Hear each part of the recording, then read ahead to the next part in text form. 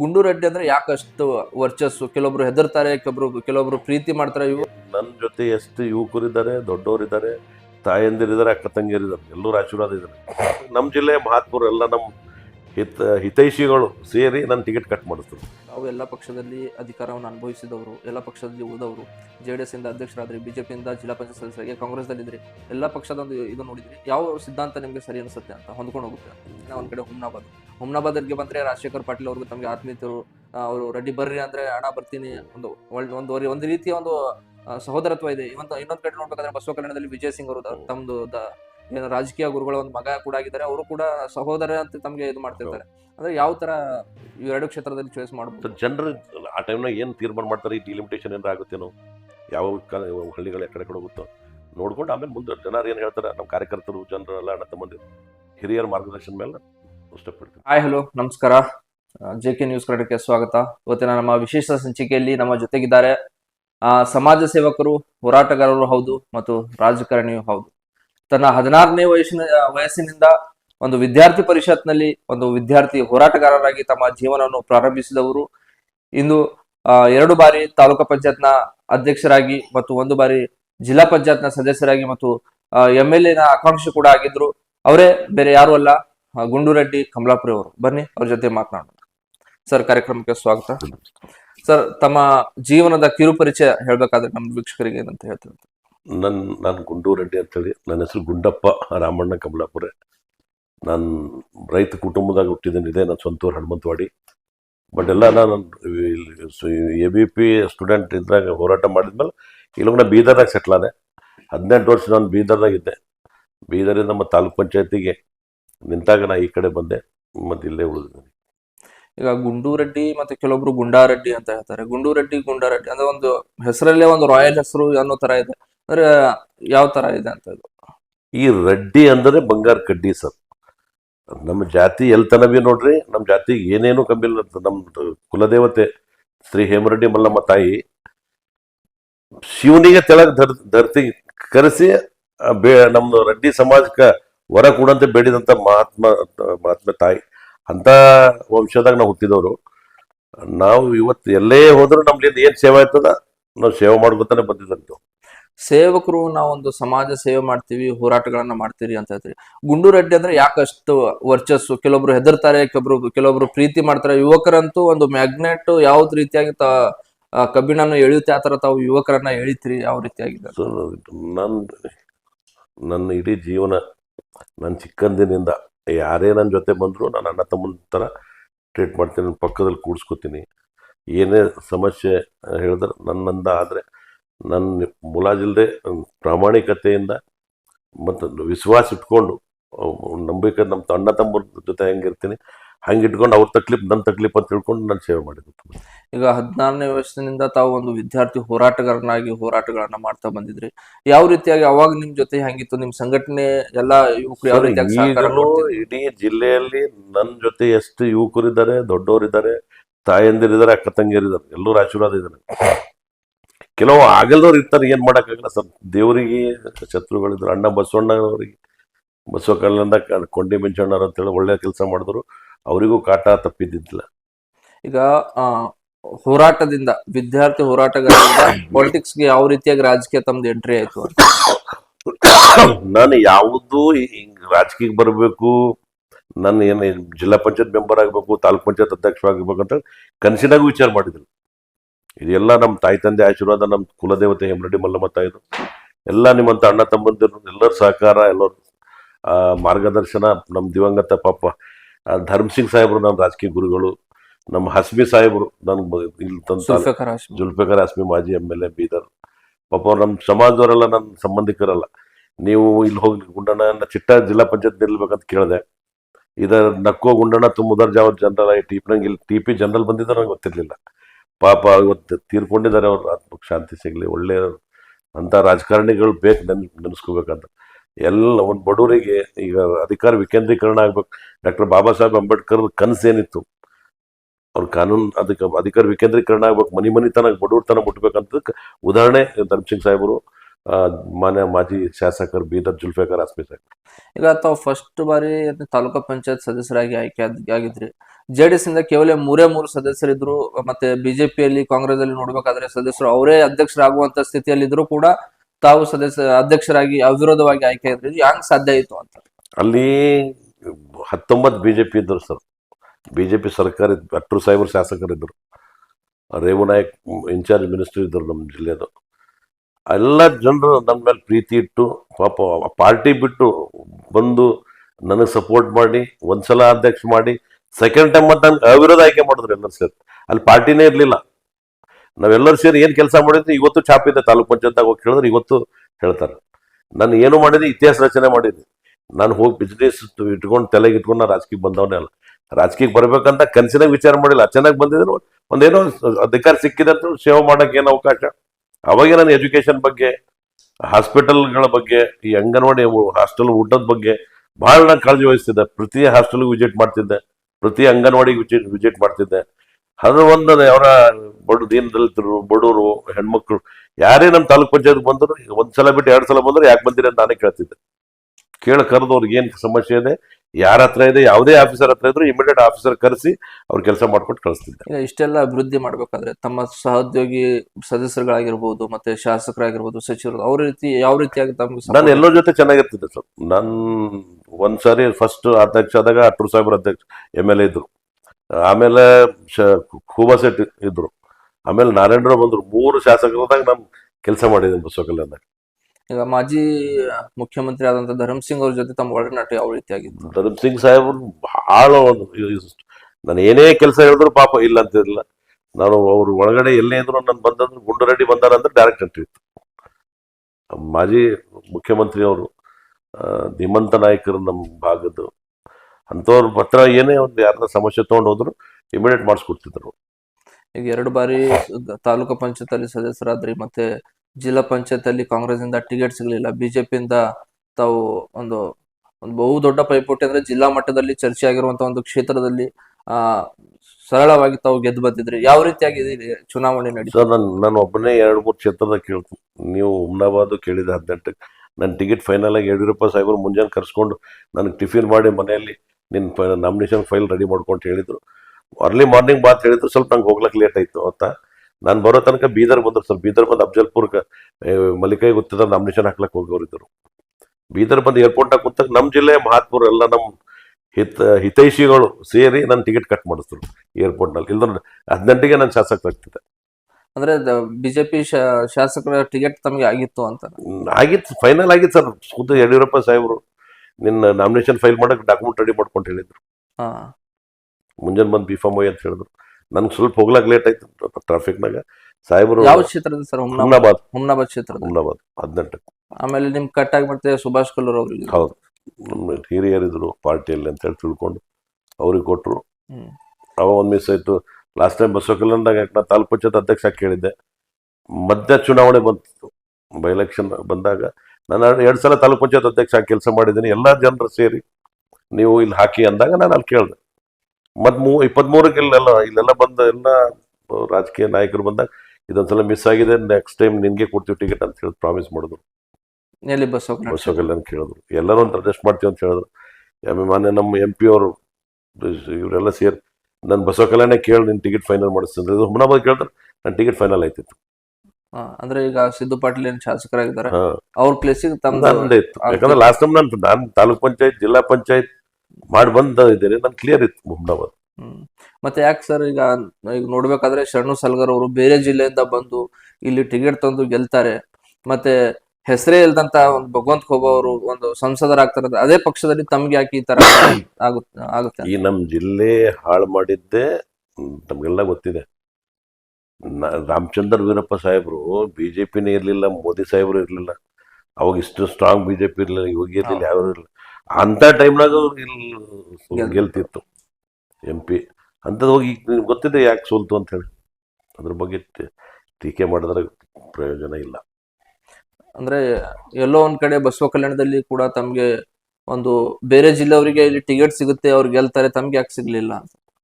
ಈಗ ನಮ್ ಬಕೆಟ್ ಇಡೋರ್ ಬೇಕು ಸರ್, ಹಿಂದೊಂದು ಮುಂದೊಂದು ಆಡೋರ್ ಬೇಕು, ರಾಜಕೀಯದಾಗ ಸುಳ್ಳು ಹೇಳೋರ್ ಬೇಕು. ಇವ್ನ ಟೋಪಿ ಅವ್ನ ಟೋಪಿ ಇವನಿಗೆ ಹಾಕೊರ್ಬೇಕು.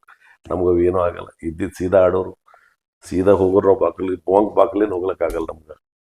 ಅವ್ರೆಲ್ಲ ಬಾಕ್ಲಾಗ ಹೋಗ್ತಾರೆ, ಕಾಲು ಬೀಳ್ತಾರೆ, ಕೈ ಬೀಳುತ್ತಾರೆ, ಎಲ್ಲ ಮಾಡ್ತಾರೆ ಅವ್ರು. ನಮ್ಗೇನೂ ಆಗಲ್ಲ. ಇದ್ದಿದ್ದು ಸೀದಾ. ನಾವು ತತ್ವ ಸಿದ್ಧಾಂತದಿಂದ ಬೆಳೆದವರಿದ್ದೆವು. ನಮ್ಮ ತಾಯಿ ತಂದೆ ಅಂಥದ್ದು ಕಲಿಸಿಲ್ಲ ನಮಗೆ. ನಾನು ಪಕ್ಕ ರೈತನ ಮಗ ಇದ್ದೀನಿ.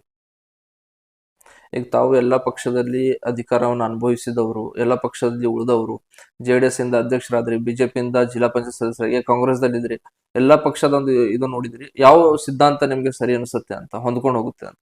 ಮಾನವ ಸಿದ್ಧಾಂತ ಬೇಕು ಸರ್. ಇಲ್ಲಿ ಬಸವಣ್ಣವ್ರ ಸಿದ್ಧಾಂತ ಬೇಕು.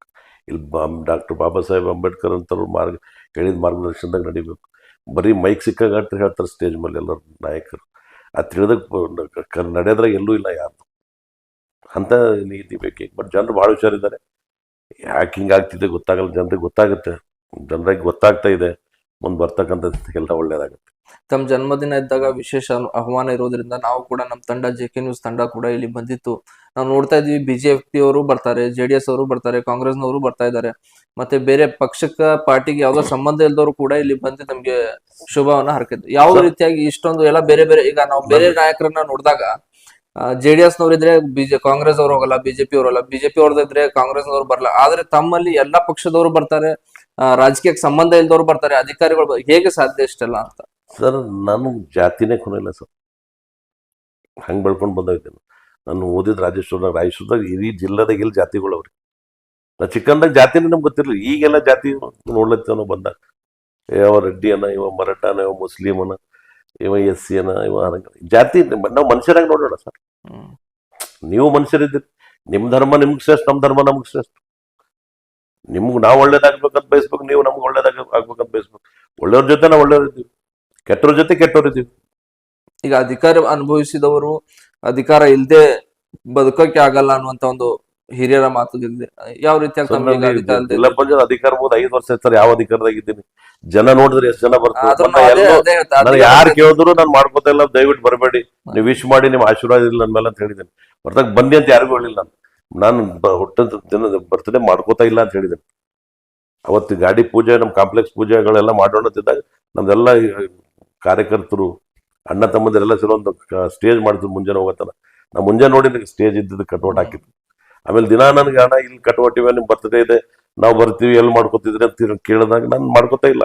ಎಲ್ಲ ಬೇಕಾದ ಕಾರ್ಯಕರ್ತರು, ಹುಡುಗರು, ನನ್ನ ಹಿತೈಷಿಗಳು ಎಲ್ಲ ಕಟೌಟ್ ಹಾಕ್ತಿದಾರ ಅಂತ ಹೇಳಿದ್ದೀನಿ. ಬಟ್ ಇದ್ರು ಅವತ್ತು ಮುಂಜಾನೆ 8 ಗಂಟೆಯಿಂದ 2-3 ದಿವಸ ಜನ ಬಂದರು. ಅಲ್ಲಿ ನೋಡಿದ್ರೆ ಎಲ್ಲಾ ಕಮ್ಯುನಿಟಿಯವರು ಇದ್ರು, ಎಲ್ಲಾ ಜಾತಿಯವರು ಇದ್ರು, ಹೆಣ್ಮಕ್ಳು ಇದ್ರು, ಗಂಡ ಮಕ್ಕಳು ಕೂಡ ಇದ್ರು ಸರ್. ಎಲ್ಲ ಪಕ್ಷದವರು ಇದ್ರು. ನನ್ ಪಕ್ಷನೇ ಇಲ್ಲ. ಅದೇ ಹೆಂಗ್ ಸಾಧ್ಯ ಆಯ್ತು ಅಂತ. ಬೇರೆ ಪಕ್ಷದವ್ರು ಬರ್ತಾರೆ. ನಾವು ಇನ್ನೊಬ್ಬರ ಜೊತೆ ಮನುಷ್ಯತ್ವದಿಂದ ನಡ್ಕೊಂಡಾಗ ಅವ್ರು ನಮ್ ಮನುಷ್ಯನ ತಿಳ್ಕೊತಾರ. ನಾವೇನೋ ಉದ್ದೇಶ ಇಟ್ಕೊಂಡು ಒಳಗೊಂದು ಹೊರಗೊಂದು ಇನ್ನೊಬ್ರು ಒಳ್ಳೇದಾಗ್ಲಿತ್ತದ, ಒಬ್ಬರು ಬೆಳಿಲತ್ತಾರ ಅಂದ್ರೆ ಬೆಳಿಲತ್ತ ಹೇಳಿ ಖುಷಿ ಪಡ್ಬೇಕು. ಒಬ್ಬ ಮನಿ ಕಟ್ಟ್ಯಾನ, ಒಬ್ಬ ಕಾರ್ ತೊಗೊಂಡ, ಒಬ್ಬ 4 ತೊಲೆ ಬಂಗಾರ ಮೈ ಮೇಲೆ ಹಾಕೊಂಡ ಖುಷಿ ಪಡ್ರಿ. ಒಂದ್ ಬಿಸ್ನೆಸ್ ಮಾಡ್ಲತ್ತನ್ನೋದು ಖುಷಿ ಪಡ್ರಿ. ಇಲ್ಲೆಲ್ಲ ಒಬ್ಬ ಏನೋ ಮಾಡ್ಲತ್ತನಂದ್ರೆ ಅವ್ನು ಕಾಲ್ ಹಿಡಿದು ಎಳಿಬೇಕು. ಇವನಿಗೆ ಯಾವಾಗ ಹಾಳು ಮಾಡಬೇಕು, ಇವನಿಗೆ ಯಾವಾಗ ಕೆಡಿಸ್ಬೇಕು. ಇಂಥ ಮನಸ್ಥಿತಿ ಇದ್ದಾಗ ಹೆಂಗ್ ಬರ್ತಾರ ಜನ? ನಾವ್ ಇನ್ನೊಬ್ರಿಗೆ ಒಳ್ಳೇದ್ ಬಯಸಿದಾಗ ಅವರು ನಮ್ಗೆ ಒಳ್ಳೇದ್ ಬಯಸ್ತಾರ. ಈಗ ತಾವು ನಾನೊಬ್ಬ ರೈತನ ಮಗ ಅಂತ ಹೇಳಿದ್ರಿ, ಇಷ್ಟೊಂದು ದೊಡ್ಡ ಬಂಗ್ಲೆ, ಗಾಡಿಗಳು, ಇಷ್ಟೊಂದು ಹಿತೈಷಿಗಳು, ಯಾವ ರೀತಿಯಾಗಿ ಸಾಧ್ಯ ಆಯ್ತು ಇಷ್ಟೆಲ್ಲ ಗಳಿಸಕ್ಕೆ ಅಂತ? ಸರ್, ನಮ್ ತಾತ ಹಿಡ್ಕೊಂಡು ಹೊಲ ಊರಿಗತ್ತೆ ಪೂರ 3 ಬಾಯಿ, 3 ಬೋರು, ಒಂದು 30-40 ಎಕರೆ ನೀರಾವರಿ ಇದೆ ಸರ್. ನಾ ಅಂತ ಕುಟುಂಬದಾಗ ಹುಟ್ಟಿದವಿದ್ದೀನಿ. ಓದ್ಲಾಕ ಏನೋ ಕೆಲಸ ಬಿಸ್ನೆಸ್ ಮಾಡೋಣ ಬೀದರ್ಗೆ ಹೋದೆ. ಮತ್ ಬೀದರಿಂದ ರಾಜಕೀಯ ಹಣಿವಾರ ಎಲ್ಲೆಲ್ಲಿ ಅನ್ನ ಇರ್ಬೇಕು, ಎಲ್ಲೆಲ್ಲಿ ತಿರುಗ್ಬೇಕಂತ ವಿಧಿ ಇಲ್ಲಿ ದೇವ್ರ ಏನ್ ಬರಿತಾನ ಅದು ಯಾರದ್ಲಿಂದ ತಪ್ಪಿಸ್ಲಕ್ಕಾಗಲ್ಲ ಸರ್. ಈಗ ನಾವು ಆಚೆ ಇದ್ದಾಗ ಗುಂಡು ರೆಡ್ಡಿ ಅಂದ್ರೆ ಹಂಗೆ ಹಿಂಗೆ ಅಂತ ಒಂದು ಭಯದ ವಾತಾವರಣ ಅನ್ನೋ ಒಂದು, ಕೆಲವೊಬ್ರು ಗೊತ್ತಿರೋರು ಒಳ್ಳೆಯವರು ಇದ್ದಾರೆ ಹಂಗೆ ಹಿಂಗೆ ಅಂತ. ಈಗ ಬಂದ ತಕ್ಷಣ ಸಣ್ಣದಿರ್ಲಿ ದೊಡ್ಡದಿರ್ಲಿ, ಬರ್ರಿ ಅಣ್ಣ ಊಟ ಮಾಡ್ತಾರಣ, ಊಟ ಆಯ್ತಣ್ಣ, ಚಹಾ ಕುಡಿರೋಣ, ಈ ತರ ತಮ್ದು ಇದು ಇರುತ್ತೆ. ತಾವು ಅವ್ರಿಗೆ ಗುರ್ತಿ ಹಿಡಲ್ಲ, ಆದ್ರೂ ಕೂಡ ಅಣ್ಣ ಅನ್ನೋದು ಇದು ಬಿಟ್ಟು ಮಾತಾಡಲ್ಲ. ಹೆಂಗಿದು ಅಂತ ನಾನು ಅಂತೀನಿ ಸರ್. ಇಡೀ ಜಿಲ್ಲೆಯಲ್ಲಿ ಎಲ್ಲೋದ್ರು ಅಣ್ಣನೇ ಅಂತಾರೆ. ನಾನು ದೊಡ್ಡವ್ರು ಇಟ್ಕೊಂಡು ನಮ್ಮ ತಂದೆ ವಯಸ್ಸಿನ ದೊಡ್ಡವ್ರು ಇದ್ರು ನನಗೆ ಅಣ್ಣ ಅಂತಾರೆ. ಅಷ್ಟು ಗೌರವ, ರೆಸ್ಪೆಕ್ಟ್ ಇದೆ ಸರ್. ಅಧಿಕಾರ ಇದ್ದೇ ಕೆಲಸ ಮಾಡ್ಬೇಕಂತ ಏನು ಅವಶ್ಯಕತೆ ಇಲ್ಲ. ಅಧಿಕಾರ ಇಲ್ದ್ರು ನಾವು ಕೆಲಸ ಮಾಡ್ಬೋದು. ಈಗ ಅದಕ್ಕೆ ಸಂಘಟನೆ ಇದೆ ನಮ್ದು. ಸಂಘಟನೆ ಮಾಡ್ಕೊಂಡು ಎಲ್ಲಾ ಕಡೆ ಸಂಘಟನೆ ಮಾಡ್ಕೊಂಡು ಎಲ್ಲ ಏನೋ ನಮ್ಲಿಂದ ಎಷ್ಟು ಸೇವೆ ಆಗುತ್ತೆ. ಒಂದು ಸಂಘಟನೆ ಆದ್ರೆ ಐಡೆಂಟಿಫೈ ಆಗುತ್ತೆ, ಇವ್ರು ಯಾರು ಸಂಘಟನೆದವ್ರು, ಯಾರ ಜೊತೆ ಇರ್ತಾರೆ. ಯಾವುದೇ ಒಂದು ಅಧಿಕಾರಿ ಹತ್ರ ಹೋದ್ರೆ ನಿಮ್ಗೆ ಐಡೆಂಟಿಫೈ ಬೇಕು ಸರ್. ಇವತ್ತು ಕೆಲಸ ಆಗಲ್ಲ, ಇಲ್ಲ ಯಾರು ರೆಕಮೆಂಡ್ ಬೇಕು, ಇಲ್ಲ ದುಡ್ಡು ಬೇಕು.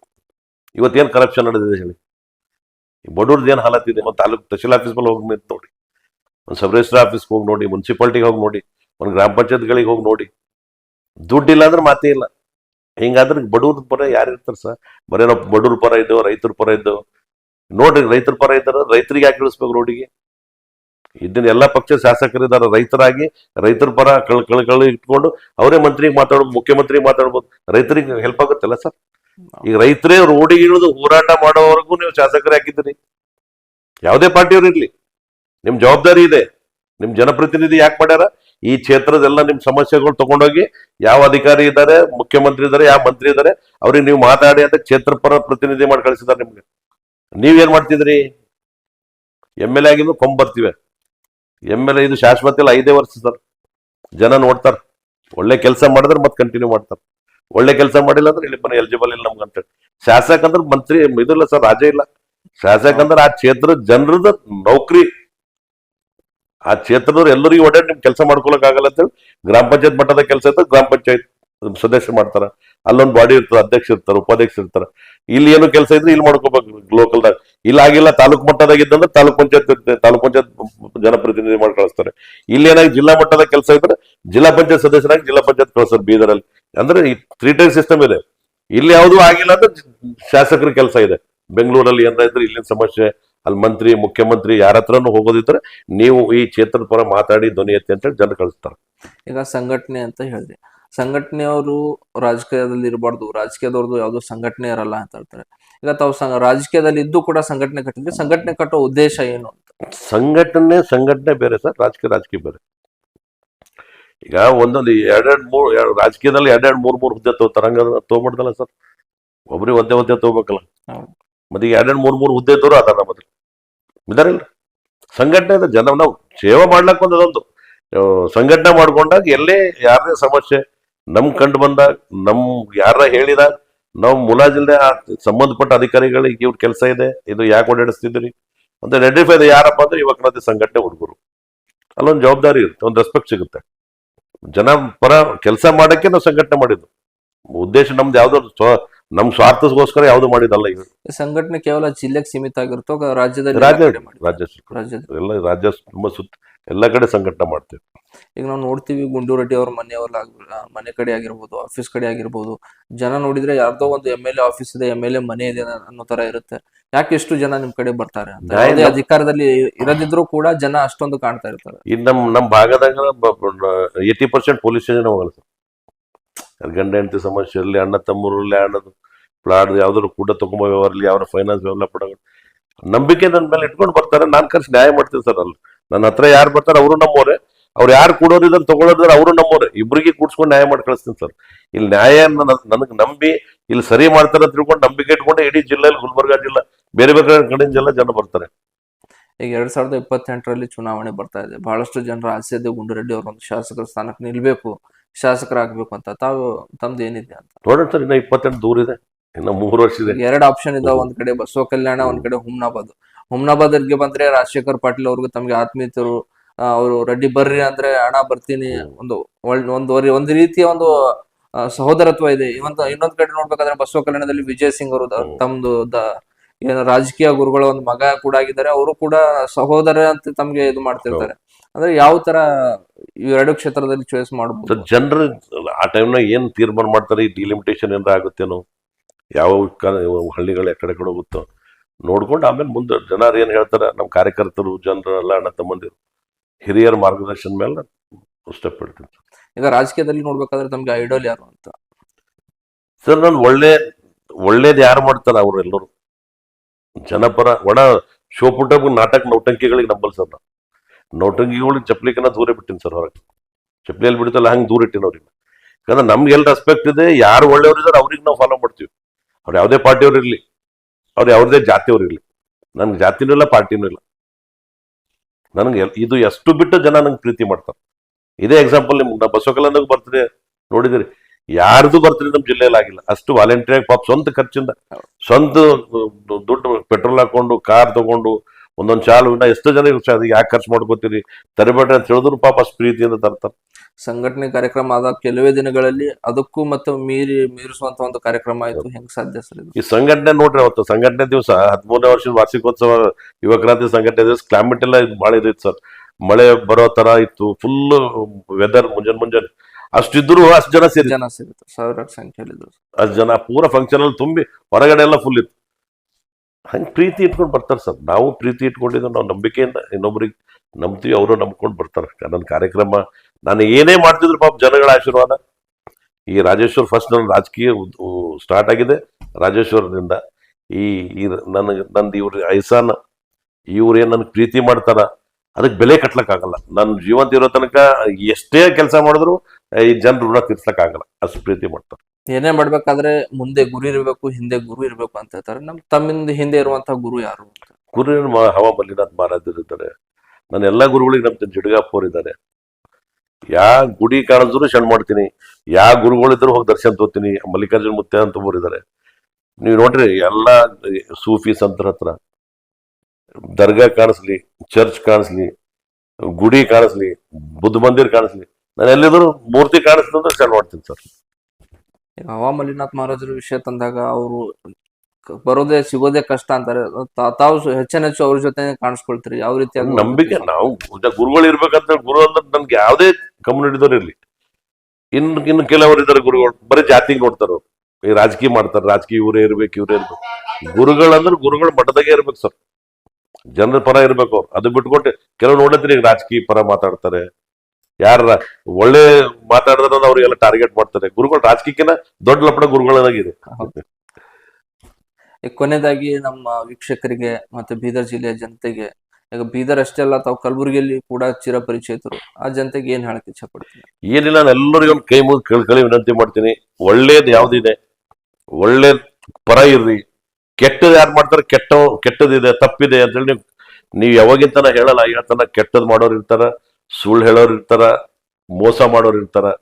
ನಾವ್ ಬರೀ ತಾಯಿ ತಂದೆಗೆ ಹೆದರ್ರಿ, ಒಳ್ಳೆ ಕೆಲಸ ಮಾಡ್ರಿ, ದೇವ್ರಿಗೆ ನಂಬ್ರಿ, ಮುಂದೆ ಹೆಜ್ಜೆ ಇಡ್ರಿ, ನಿಮ್ಗೆಲ್ಲ ಒಳ್ಳೇದಾಯ್ತು ಅಂತ ಹೇಳ್ತೀನಿ. ಇದೇ ಇವತ್ತಿನ ವಿಶೇಷ. ಇವತ್ತಿನ ಒಂದು ಅಪರೂಪದ ರಾಜಕಾರಣಿಗಳು, ಹೋರಾಟಗಾರರು, ಸಮಾಜ ಸೇವಕರು ಹೌದು, ಅವರೇ ಗುಂಡುರೆಡ್ಡಿ ಕಮಲಾಪುರ. ಹೆಚ್ಚಿನ ಸುದ್ದಿಗಾಗಿ ಮತ್ತೆ ಹೆಚ್ಚಿನ ವಿಶೇಷ ಸಂಚಿಕೆಗಾಗಿ ನೋಡ್ತಾ ಇರಿ JK ನ್ಯೂಸ್ ಕನ್ನಡ. ಇದು ಭ್ರಷ್ಟರ ಪಾಲಿಗೆ ಸಿಂಹ ಸ್ವಪ್ನ. ಖರೀದಿಸುವ ಪ್ಲಾನ್ ಇದ್ದೀರಾ? ಹಾಗಾದ್ರೆ ಕೇತಕಿ ಡೆವಲಪರ್ಸ್ ನಲ್ಲಿ ಮೂಲಭೂತ ಸೌಕರ್ಯಗಳುಳ್ಳ CC road, footpath, garden, under drainage, water supply, ಉತ್ತಮ ಪರಿಸರವುಳ್ಳ ಫ್ಲಾಟ್ಸ್ ಲೇಔಟ್ ಲಭ್ಯ. ಬೀದರ್, ಹುಮ್ನಾಬಾದ್ ಸೇರಿದಂತೆ ಹಲವು ಭಾಗಗಳಲ್ಲಿ ಸುಂದರ ಲೇಔಟ್ಗಳಿದ್ದು ಅತ್ಯುತ್ತಮ ಬೆಲೆ, EMI ಸ್ಕೀಮ್ ಅನ್ನು ಲಭ್ಯ. ಹಾಗಿದ್ರೆ ತಡೆಯಾಕೆ, ಹಿಂದೆ ಸಂಪರ್ಕಿಸಿ 7676474747 MD ಸಂಗಮೇಶ್ ಚಿದ್ರಿ, ಹುಮ್ನಾಬಾದ್. ಗ್ರಾಹಕರ ಸ್ಯಾಟಿಸ್ಫ್ಯಾಕ್ಷನ್ ನಲ್ಲಿ ನಂಬರ್ 1 ತೃಪ್ತಿಕರ ದೈಹಿಕವಾದ ಹುಮ್ನಾಬಾದ್ನ SV TVS ಶೋರೂಮ್ ನಿಮಗಾಗಿ ತರುತ್ತಿದೆ ಹೊಸ ಮಾಡೆಲ್ಗಳ ಹೊಸ ಬೈಕ್ಗಳು. ಇಲ್ಲಿ TVS ನ ಸ್ಪೇರ್ ಪಾರ್ಟ್ಸ್ ಹಾಗೂ ಸರ್ವಿಸ್ ಕೂಡ ಲಭ್ಯ. ಹಾಗಿದ್ರೆ ತಡೆಯಾಕೆ, ಹಿಂದೆ ಭೇಟಿ ನೀಡಿ. ನಾಗಲಕ್ಷ್ಮಿ ದಾಬಾ ಹತ್ತಿರ, ಗುಲ್ಬರ್ಗಾ ರೋಡ್, ಹುಮ್ನಾಬಾದ್. ಹೆಚ್ಚಿನ ಮಾಹಿತಿಗಾಗಿ ಸಂಪರ್ಕಿಸಿ 8494951009.